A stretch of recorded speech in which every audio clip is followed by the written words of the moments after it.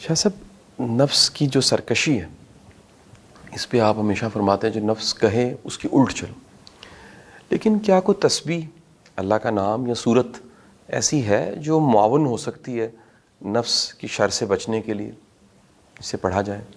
اللہ کے ناموں میں یا رحمان ہو بہت ہیلپ کرے گا اس بات میں. اس کے پڑھنے سے رفتہ رفتہ دل میں اللہ کی محبت جاگتی بہت.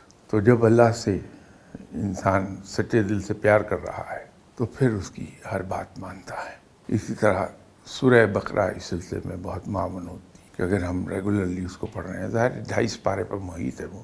ایک وقت میں تو آج کے زمانے میں پڑھنا اتنا آسان نہیں ہوا صحیح. جتنا حصہ آسانی سے پڑھ سکیں، کیونکہ عبادات کے اندر ایک چیز ہے کہ ہم شروع میں جوش و خروش کے ساتھ ہم زور بہت دے دیتے ہیں عبادات پہ، اسے ہم مینٹین نہیں کر پاتے. کچھ عرصے کے بعد اس میں کمی آ جاتی یا چھوڑ جاتی ہیں. تو عبادات کے اندر انسان کو ایک کام یہ کرنا چاہیے کہ عبادات جو فرض ہیں وہ تو ہر حال میں ہونی ہے، لیکن نفلی عبادات کا میں کہہ رہا ہوں وہ ہم اتنا کریں جو ہم ہمیشہ کر سکیں ریگولرلی پابندی کے ساتھ. تو یا رحمانوں کا دل میں ورد رکھیں. سورہ بقرہ کی تلاوت اگر ڈیلی کر لیں گے صبح کے وقت، اس سے دل پھر جاتے ہیں اللہ کی طرف. یہ تو نفس کی مخالفت کے علاوہ صحیح. یہ چیزیں کام کریں گی.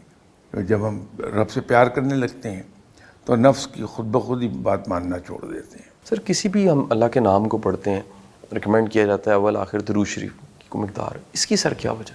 دیکھیے، اس کا کہا یہ جاتا ہے کہ چونکہ خود رب تعالیٰ بھی آپ صلی اللہ علیہ وسلم پر درود و سلام بھیجتا ہے، تو جو بھی چیز اس میں لپٹی ہوئی ہے درود و سلام میں وہ اللہ کو مرغوب ہوگی، تو اللہ تعالیٰ اس کی صدقے اس دعا کو بھی قبول کر لے گا.